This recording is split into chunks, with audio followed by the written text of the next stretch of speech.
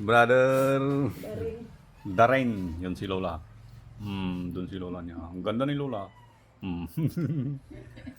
Sige, buksan pa natin. Nung mato, sakto ilako din. Ano?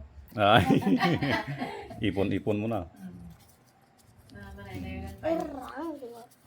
Tignan natin. Ang gastos tayo. May Ibon bunag yun gitu. yung bulag niya. Ah, O, matidalong di ipati dyan karayan lata. yung ito lang. Ganda. Parkis ah. Ay, barkay. Kun sinako ang ipan mi. Hinahakot. Tahan nga amo ti ayan tigil to nung kumaamo ka. Isulang ti kukol nga iludulang. Halain. Amo ay aga nga ti isapos-sapos tanto dakas pa nga maala. Yun, hinahakot nila tita yung kuan.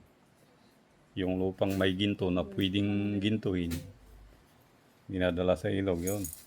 Sa kanila inuhugasan doon. Ginagamitan nila ng barkis. Makalumang estilo ng pagigintaw. Sige, lagay po natin ito. Ginta? Mabalintang motoranan na. Go ahead. Lawlawati. Konti may saanda. Mas mabigat. Ito. Lagay po natin yung isang guhit doon. Dito. Pak. Manuti may sa buhita ta. Lalagyan to drog. Durog. Mas mabigat. May kabigatan ng konti. Oh. Yung ginto. Subukan pa natin ilagay yung 25 milligrams dito sa may pagbato.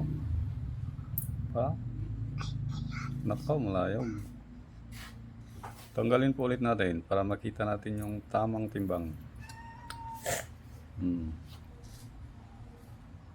Mahigit na konti dito sa may bandang ginto.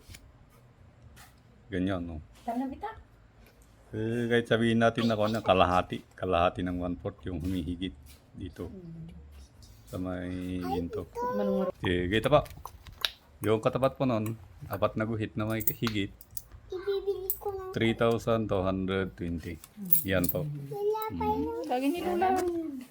Hindi mo na, si Lola na ang kukuha. Ayun tayo igatang matlang nga nagdagos ata.